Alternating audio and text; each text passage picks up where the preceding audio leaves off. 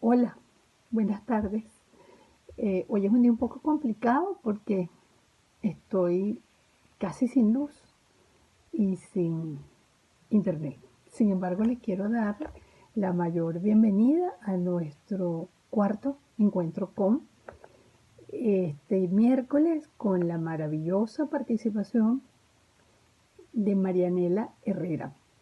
Marianela Herrera es quizás una de las voceras más importantes que en este momento tiene la Fundación Bengoa y el Observatorio Venezolano de la Nutrición.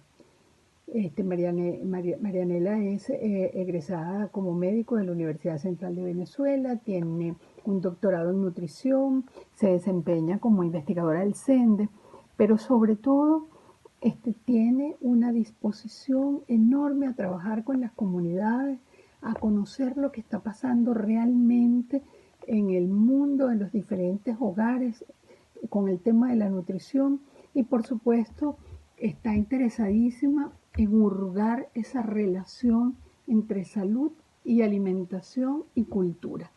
Ese hilo tan importante, ese hilo tan fino y a la vez tan tenso que existe entre lo que comemos, la cultura, los hábitos, los valores y nuestra salud.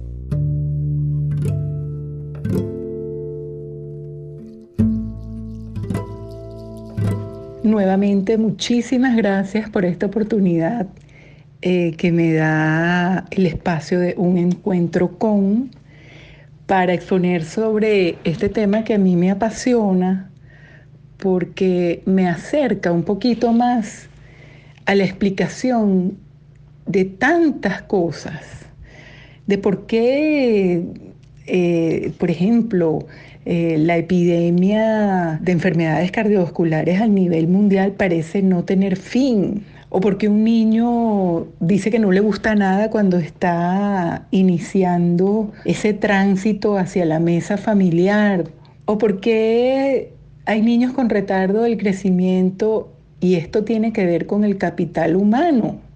¿Qué pasa con esa relación entre la estatura y el capital humano?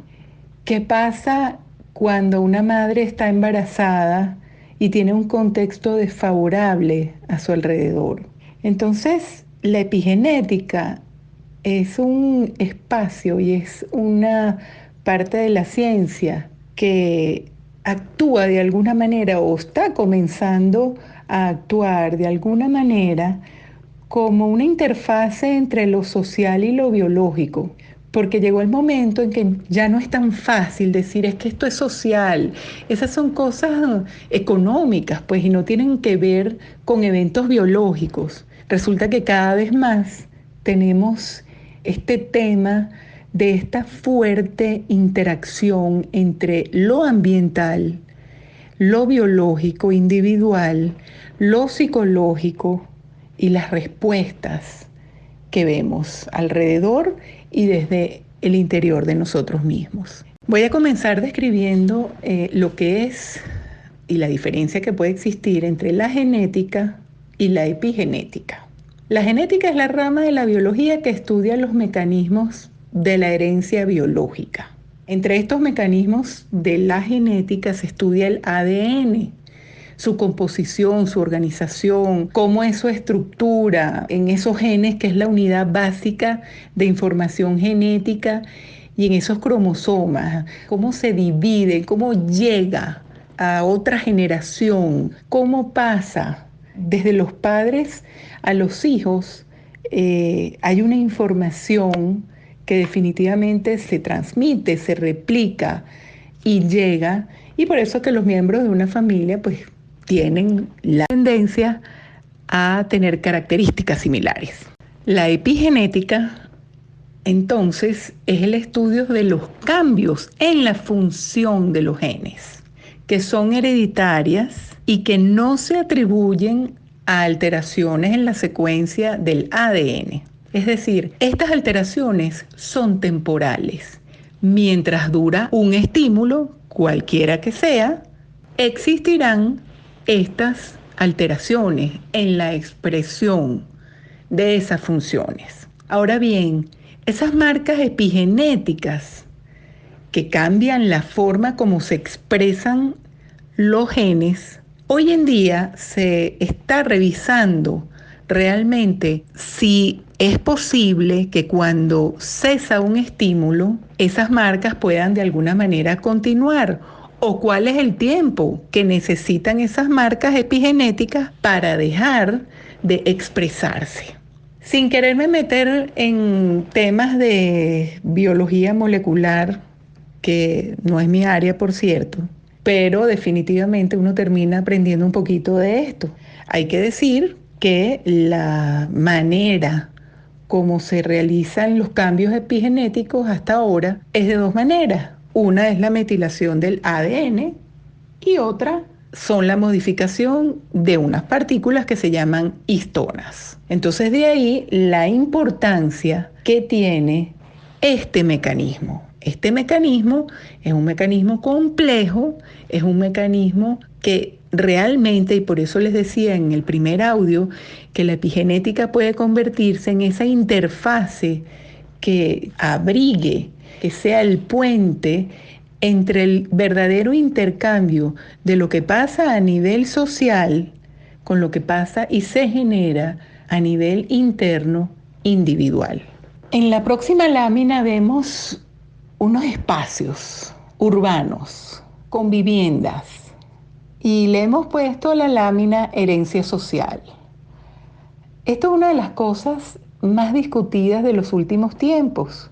Si existe o no una herencia social, si se puede decir que existe una herencia social. Los estudiosos del tema han expresado que más bien existe una influencia del ambiente en el que se nace. Definitivamente no es lo mismo nacer en este castillo precioso que vemos aquí, en esta mansión, con todo lo que eso implica, para bien y para mal. No es lo mismo nacer allí que nacer en un ranchito, en una favela de los que nosotros estamos viendo en la parte inferior de la lámina. Y tampoco es lo mismo nacer en una clase media baja o clase media media, como la que vemos a la derecha de la gráfica. No es lo mismo porque además se ha hablado que la herencia social, lo que te dejan tus padres, además, por ejemplo, en términos económicos, las asociaciones se ven mucho más entre padres e hijos. De tal manera que, bueno, un padre puede haber hecho una gran fortuna, el hijo nace en ese contexto, tiene todo lo que puede percibir y puede ganar y puede obtener de ese entorno, pero quizás ese hijo pierde la fortuna del padre, en cuyo caso el nieto, la tercera generación, no podrá ver eso que el abuelo hizo en términos económicos. Y por supuesto, hay una alteración desde el punto de vista de lo multidimensional, pues por supuesto hay unas diferencias y unas brechas importantes producidas por los entornos sociales, económicos, demográficos, epidemiológicos. En la próxima lámina vemos a los contextos, porque realmente hay una influencia que tenemos que tener en consideración cuando estamos hablando de epigenética.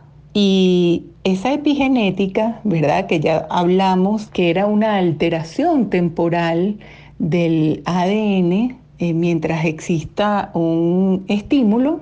Fíjense lo interesante, ¿no? Porque puede haber un contexto biológico. Lo biológico que traigo yo como persona, mis características genéticas, de dónde vengo, las enfermedades que tuvieron o no tuvieron mis padres. Eso determina mi contexto biológico. Pero en este momento estoy inmersa en un contexto epidemiológico. Es decir, en el planeta hay una enfermedad que se ha llamado COVID-19. Esto hace que, bueno, que yo eventualmente no salga de mi casa, tengo mis limitaciones para salir a comprar alimentos, los alimentos que yo pudiera o no tener, pudieran estar o no estar restringidos. no estoy saliendo a hacer ejercicio porque no me dejan salir a hacer ejercicio y me tengo que quedar en mi casa y a mí me da fastidio pues ponerme a brincar en mi cuarto, por ejemplo. Hay un contexto socioeconómico que además pudiera estar interrelacionado con este contexto epidemiológico. Hoy en día se ve muy claro, ¿no? Quienes vivimos al día tenemos entonces el problema de que no estamos produciendo el ingreso que solíamos producir y entonces tenemos un problema. Pero el origen no es como tal que yo sea buena o mala trabajadora, que me despidieron, sino que si yo soy médico, por ejemplo, y yo veo pacientes y no puedo ir a ver mis pacientes, y yo cuando trabajo es que gano, en este momento tengo eso comprometido. Por supuesto, el entorno demográfico no es lo mismo vivir en el área urbana que en el área rural. El entorno político no es lo mismo que yo viva en un país de tal o cual y determinadas características. El respeto a las libertades, que tiene también que ver con ese entorno político, que pudiera decir, bueno, mira, yo puedo ir a comprar lo que yo quiera, pero cuando no está permitido comprar lo que tú quieras porque hay unas restricciones, entonces tú pudieras tener un origen distinto al tradicional esperado como estímulo negativo que va a influenciar a la epigenética. Esto es sumamente controversial y a mucha gente no le gusta mezclar el tema político y de otras índoles, pero resulta que política es la toma de decisiones. Entonces, cuando hay tomas de decisiones en el medio, nosotros tenemos que entender que hay una interrelación política como causa de algunas de estas eventuales alteraciones epigenéticas. Luego vemos una gráfica bien interesante respecto al Producto Interno Bruto de los países y su relación con la predicción de la línea de pobreza y la predicción del retardo de crecimiento. Mucho se ha hablado sobre esto y mucho se ha discutido de que, por ejemplo, la línea de pobreza sola, pues no es un determinante único para medir bienestar. Nosotros pudiéramos decir, bueno, hay gente que tiene un ingreso enorme, pero no tiene educación, en consecuencia, el conjunto de bienestar puede no estar tan óptimo como se pudiera pensar si nosotros nos guiáramos solamente como indicador con el ingreso. De hecho, fíjense en esta lámina, podemos ver las diferencias que existen entre las líneas de predicción de retardo de crecimiento y la línea de predicción de la línea de pobreza. Vemos países, por ejemplo, como Colombia, que tiene allí está por debajo de su línea de pobreza y estamos viendo realmente que tiene un impacto sobre el retardo de crecimiento. Y el retardo de crecimiento en talla tiene que ver con el capital humano de los países. No es porque la gente que sea más grande sea más inteligente y más productiva, no, sino que si te quedaste sin expresar tu potencial genético en la altura que debías alcanzar, es porque hubo una restricción que te hizo sacrificar la talla, posiblemente entre otras cosas, como el retardo cognitivo, y eso permite de alguna manera predecir tanto el bienestar de las personas en un país como el nivel de desarrollo y productividad que pueden alcanzar. Veamos en la lámina siguiente, para el bienestar de los adolescentes, algunos factores determinantes. ¿Cómo están en esa escala y qué es lo importante? Bueno, los servicios sanitarios básicos, que haya agua agua segura, para que pudieran estar bien, que se eliminen las posetas al aire libre. La educación es importantísima, la salud, el cuidado y la salud materna, la atención en salud, el cuidado per se del adolescente, que se le hace tanto énfasis hoy en día, porque el adolescente realmente es, o la adolescencia, es la etapa preconcepcional donde deben quedar las bases tanto biológicas, psicológicas, sociales, educativas, para un futuro adecuado y para que las futuras generaciones estén adecuadas. Nuestra próxima lámina es a modo de recordatorio de nuestro contexto, ya que hablamos de contexto. Nuestra alimentación precrisis COVID-19, ¿cómo era? Hasta el año 2017, la encuesta en COVID nos decía que, bueno, que había una pérdida de la variedad. Y ya aquí vamos a comenzar a hablar de gusto, de sabores, de alimentos. Había una pérdida de la variedad de la dieta. Entonces, fíjense cómo el arroz destrona a nuestra harina de maíz precocida. Los panes y las pastas, las grasas, se convierten en los primeros alimentos con intención de compra para las familias. Y lo otro que creció muchísimo durante el año 2017 fueron los tubérculos. Entonces vemos una alimentación a base de harina de maíz, arroz, panes y pastas, grasas, tubérculos y solo después de estos, leguminosas y quesos. Hemos hablado de los contextos y ahora vamos a empezar a conversar sobre la madre y el niño y el círculo vicioso intergeneracional. Hacia la izquierda de esta lámina vemos una flechita que habla de una exposición a algo, una exposición a un estímulo, continuo o discontinuo.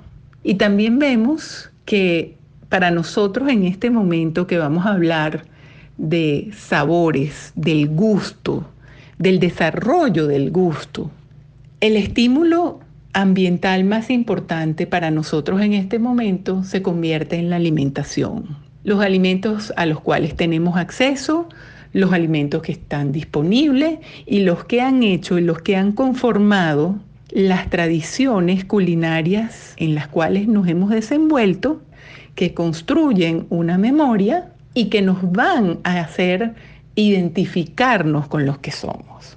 Entonces, dejando esto aquí, hay maneras de que esto impacte en la futura generación.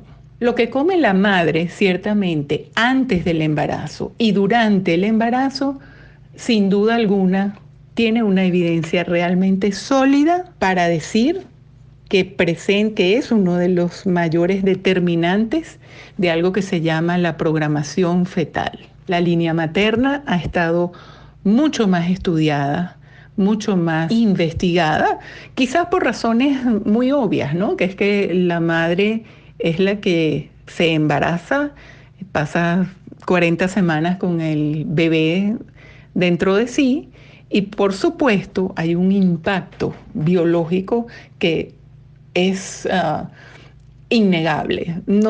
Cuando estás embarazada no hay manera de que se te olvide que estás embarazada. Entonces, si te sientes mal, lo vas a decir, vas a buscar ayuda, vas a preguntar, vas a buscar la manera de. Pero hay otra manera de transmitir estos impactos ambientales, nutricionales, y es a través de la línea paterna. La línea paterna está bastante menos estudiada, desafortunadamente, pero lo que come el padre desde que es niño, e incluso el reconocimiento de lo distinto que son los ritmos femeninos y masculinos, es importantísimo. Ha sido una ganancia impresionante para entender este tema de la programación fetal y las influencias maternas y paternas de estos estímulos a los cuales han estado expuestos los padres y las madres. Muchos estudios que vienen ya desde la hambruna holandesa, desde los estudios de la Revolución Cultural China, hablan que los abuelos hombres que estuvieron expuestos a situación de déficit alimentario y nutricional durante estas crisis, sus nietos presentaron un incremento en el riesgo de padecer esquizofrenia. Y las madres que estuvieron embarazadas en épocas de escasez de alimentos, sus niños tuvieron mayor riesgo cardiovascular a futuro en la etapa adulta. De tal manera que esto comienza a ser un tema importantísimo dentro de la interfase social biológica que tanto nos interesa. En la próxima lámina hay algo que es muy interesante, dada pues la epidemia de obesidad que existe y que ha existido en el mundo hasta ahora. En esta lámina nosotros podemos ver que una madre que ha sido obesa antes del embarazo y cuyo incremento de peso durante esa etapa es excesivo, está expuesta a tener complicaciones como la diabetes gestacional y que además esa diabetes gestacional, cuando ya ocurre, puede dejarla a ella con un trastorno a futuro donde tanto ella como su bebé pudieran tener un metabolismo alterado, y si ese bebé, producto de esa gestación con excesiva ganancia de peso y de madre obesa preconcepcionalmente, es niña, estaremos repitiendo un círculo vicioso intergeneracional de obesidad. Recordemos que una vez instalada la obesidad es extremadamente difícil de revertir. Por eso es que el entendimiento de esto es tan importante. En la próxima lámina estamos viendo lo que significan los efectos intergeneracionales de los padres. Hay unas brechas entre los factores protectores y los factores que nos van a promover la vulnerabilidad.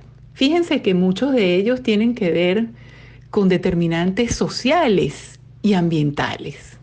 Cuando nosotros vemos que hay una deprivación alimentaria y nutricional durante el embarazo, cuando hay riesgos aumentados justamente debido a esta condición de bajo peso al nacer, que continúan en general con malnutrición y crecimiento y retardo del crecimiento, es porque quizás, y en su mayoría lo podemos ver, hay un entorno vulnerable, donde posiblemente haya todas estas series de abusos hacia los niños, hacia las mujeres, hacia los adolescentes. Y entonces aquí tenemos realmente un caldo de cultivo para estímulos negativos que van a impactar de alguna manera en esa epigenética que ya trae este bebé, pero que puede continuar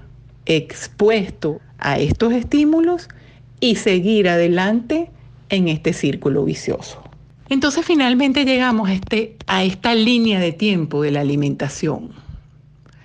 A lo largo de las fases de la vida, el proceso alimentario de cada fase es muy interesante porque además ocurre en paralelo con otros eventos de la vida. Es muy difícil desligarlo. Cuando nacemos, entonces o el deber ser, es tener lactancia materna exclusiva al menos por 6 meses. Y después ir introduciendo los alimentos con el proceso de incorporación a la mesa familiar y donde nosotros deberíamos estimar que el niño logre la cobertura de sus requerimientos nutricionales, calóricos, proteicos, de vitaminas, de hierro a través de la dieta. Esa dieta que se le va a dar a través de la mesa familiar. Pero en paralelo a esto hay estimulación. Comienza la educación, comienza la verdadera socialización, ¿no? Y empezamos con la interacción en esa mesa familiar, que inclusive para muchos no solamente es la mesa familiar, es posiblemente la mesa del colegio a través de un programa de alimentación escolar. Cuando estamos en pleno etapa de escolaridad, aparece la importancia vital del desayuno. Cuando ya estamos en la adolescencia y se comienza la fertilidad y se continúa idealmente el proceso educativo, pues entonces aparecen todos los temas de salud sexual y reproductiva adecuada y responsable. Hay una preparación para la reproducción y hay que prepararse para estar en buen estado nutricional antes y durante el embarazo, tanto los hombres como las mujeres. En la adultez, que es el afianzamiento de la productividad, pues ya hay varios procesos alimentarios que se han cumplido, ya la gente ha experimentado lo que es la diversidad alimentaria. Y durante el proceso de envejecimiento comienza desde que nacimos, ¿no? Pero si empezamos con una alimentación adecuada desde el nacimiento, entonces el envejecimiento no debería ser una enfermedad.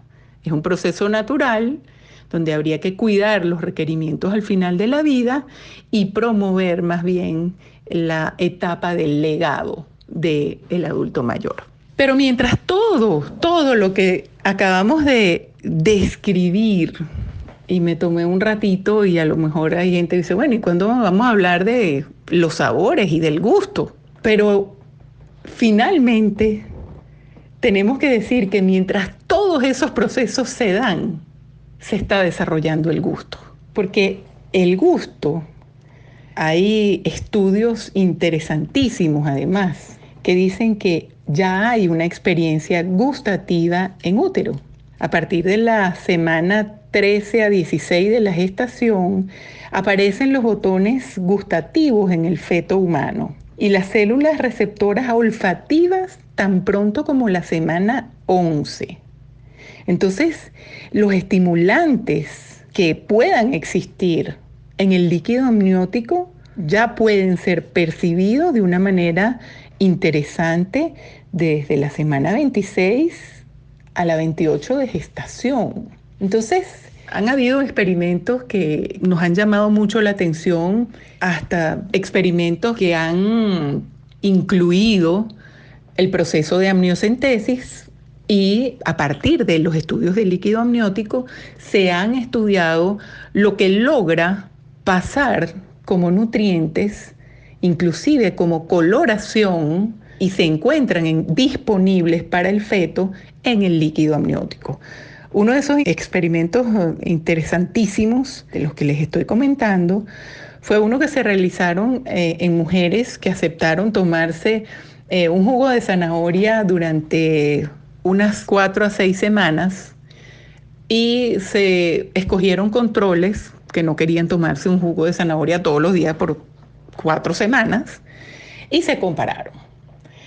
Y se hizo seguimiento hasta que los niños nacieron y hasta que inclusive los niños empezaron a consumir zanahorias como parte del proceso de incorporación a la mesa familiar.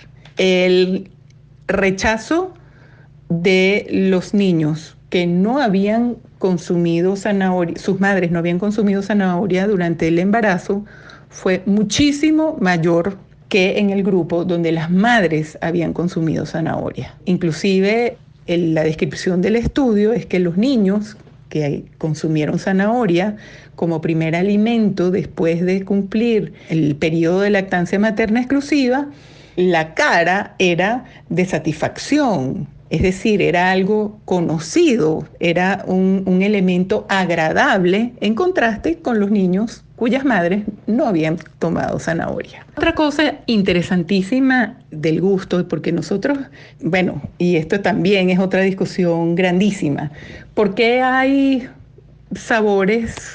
¿Quién dijo que lo dulce era dulce, lo salado salado, lo amargo amargo? ¿Quién hizo esa definición y por qué?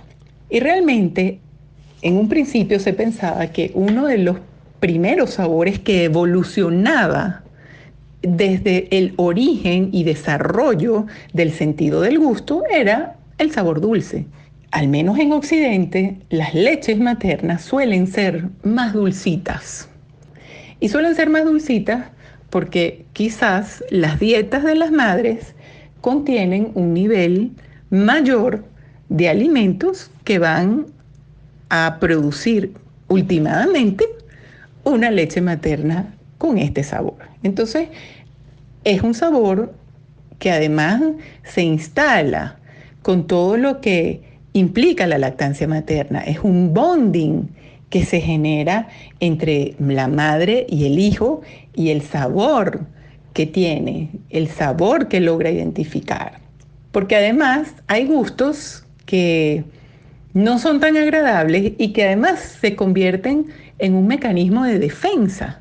Hay un cuadro muy famoso que no recuerdo ahorita, pero que hace referencia como que el personaje tiene una botella de veneno en la mano y el gesto es de desagrado, porque no te vas a tomar algo que es peligroso para la salud, ¿no? Entonces, mientras todos esos determinantes sociales están allí presentes, mientras hay o no adecuada nutrición, mientras hay hiperinflación, mientras el acceso de los alimentos está comprometido, pero hay un niño que está en el vientre materno, el gusto se está desarrollando y esa interacción con el ambiente está construyendo una marca epigenética en la madre y en el niño y en ese ambiente que tiene. Aquí vemos en esta lámina la vía nerviosa gustativa que, como vemos, es compleja, pero lo que quiero señalar acá es la interacción entre el sabor y la discriminación que ocurre en el gusto y en el paladar de una persona, la integración que ocurre a nivel cerebral, ¿verdad? Donde se integra con distintas áreas que no solamente me dicen a mí, esto es zanahoria, sino es la torta de zanahoria de mi abuela. Y esto pasa por un análisis que muchas veces no tiene filtro, porque cuando hay interacción entre el gusto, pero también el aroma de algo, eso va a la glándula pineal y a la amígdala, que son órganos que no tienen filtro. Es como que yo no puedo decir que, bueno, yo no quiero oler este olor que está presente acá. Eso no lo puedo hacer. Como yo sí puedo decidir, yo no quiero ver eso que está enfrente y cierro mis ojos y no lo veo. Yo puedo taparme la nariz en un intento de no oler, pero quizás sigo oliendo lo que no quisiera oler, porque a lo mejor me recuerda algo. Entonces, esto es bien interesante porque además hay otra vía de la que no voy a hablar ahora porque sería motivo de otra clase, que es la interconexión con la vía apetito-saciedad, con la vía hipotalámica y gastrointestinal del apetito-saciedad. Porque una vez que se estimulan estas papilas gustativas, que se integra en la corteza gustativa, que yo identifico que es la torta de zanahoria de mi abuela, hay una serie de neuropéptidos que se generan en la vía del apetito y de la saciedad que me hacen querer comer esa torta de zanahoria. Y luego les puse una lámina que tiene una niñita con la lengua rojita de todo el caramelo que ha comido, posiblemente. Arriba vemos especies y al lado vemos unos caramelos para indicar que los entornos alimentarios son tan variados como gente hay en la humanidad. Yo recuerdo mucho cuando iba a nacer mi hijo mayor, de repente alguien me dijo, no comas ajo y no comas curry y no comas, porque todo eso es muy fuerte y al niño no le va a gustar. Y de repente yo me pregunté, ¿Y en la India cómo hacen? Porque ahí todo el mundo come curry, y no importa si estás en estado y no importa si estás amamantando, y todo el mundo va a comer su curry y come con ajo y come eh, con todo lo que las especies que suelen comer en un país como la India. Entonces, si vemos la próxima lámina y vemos todos estos frutas y vegetales y vemos cómo se desarrolla el gusto por una zanahoria, cómo se desarrolla el gusto por lo verde, por el brócoli, y nos preguntamos entonces, ¿habrá una marca epigenética en todos estos niños que han dicho guácala a los vegetales verdes? ¿Será que no comimos suficientes vegetales verdes durante el embarazo? ¿Qué será lo que pasó allí que no hubo una estimulación suficiente como para despertar ese gusto, ese paladar y que definitivamente tomará más tiempo? Porque cuando no hay el estímulo, por lo menos en mi experiencia, en las evidencias empíricas que he acumulado, porque todo el mundo me decía, no, es que cuando hay hambre la gente se va a comer lo que tú le pongas. He visto tantos niños que no comen porque no es lo que les gusta. Y aquí tenemos un problema, porque el estímulo que estamos llevando a nuestros niños es básicamente de 5 alimentos, 6 alimentos, cuando un patrón de alimentación suficientemente variado por lo menos tiene 30 alimentos al día. Ya esa es una cuenta que vamos a sacar. A mí la quise poner porque definitivamente para que tengamos un envejecimiento saludable, como nos dice la iniciativa de la Organización Mundial de la Salud, tenemos que empezar bien temprano. Y bien temprano con ese estímulo de los sentidos, donde hay alimentos variados, donde hay aromas, donde hay elementos visuales adecuados, donde al bebé se le abraza, donde se le canta una canción. Entonces, todo esto comienza desde la ventana de los primeros 1000 días de vida, con la introducción de alimentos, con la lactancia, perdón, primero la lactancia materna, con la introducción de alimentos, con la estimulación.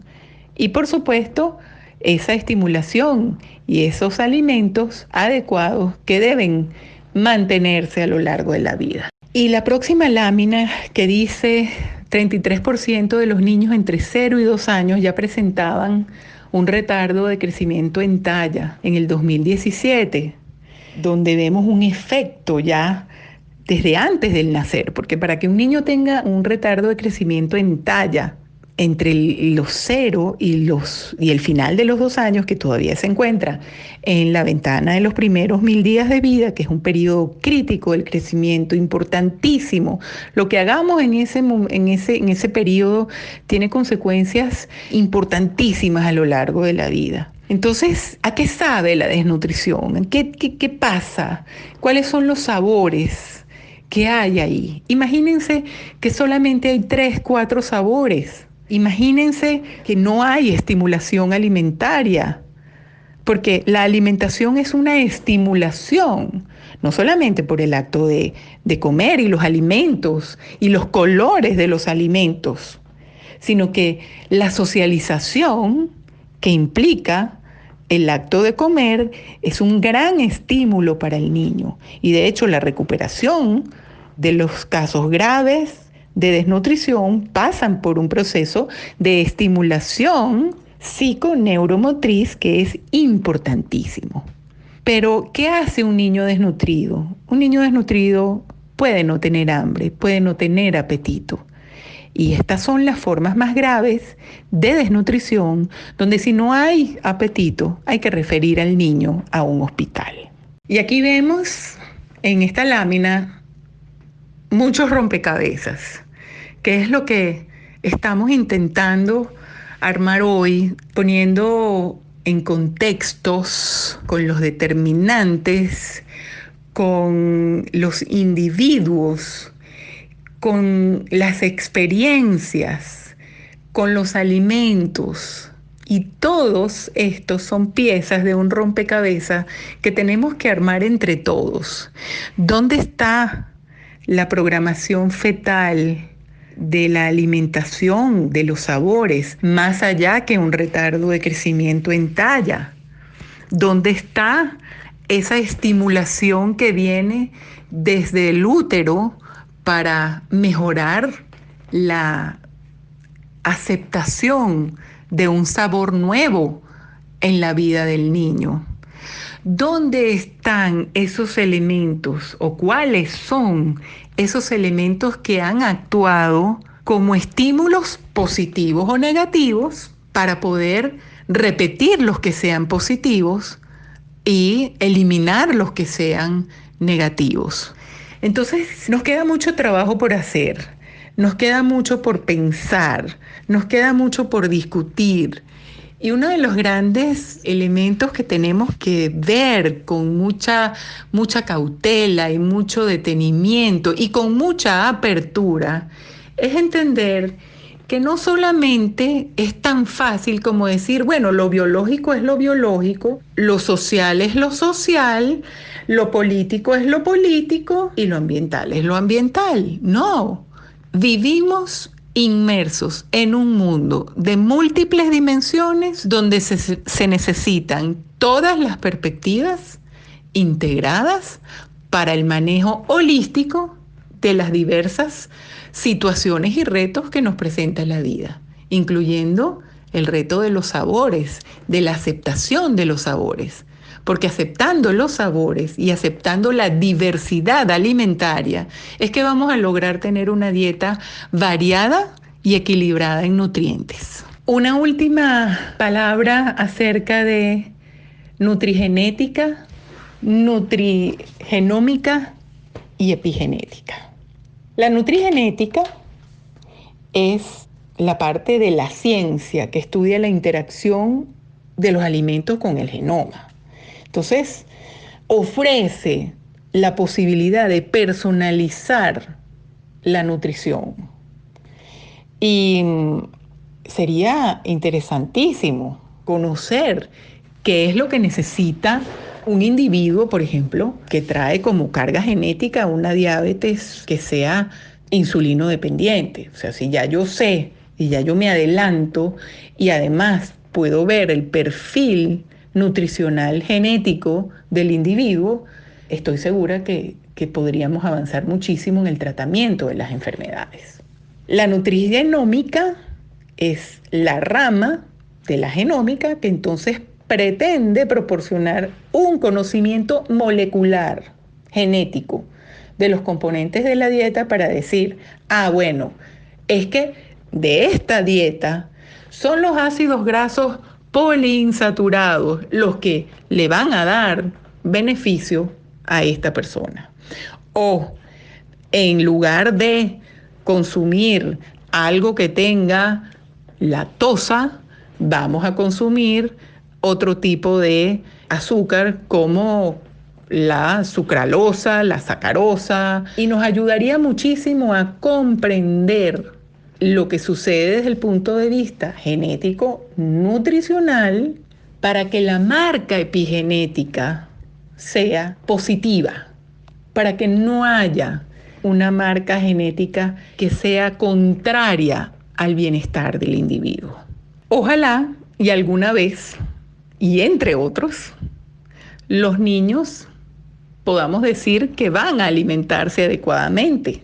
Ojalá que no digan más guácala, que acepten de manera más fluida las frutas y las hortalizas, que las madres estén más conscientes de la importancia de la lactancia materna, que podamos realizar un abordaje más integral de las enfermedades crónicas asociadas a la nutrición. Y esto, si lo logramos de manera holística, podremos decir que tendremos un planeta y una gente más saludable.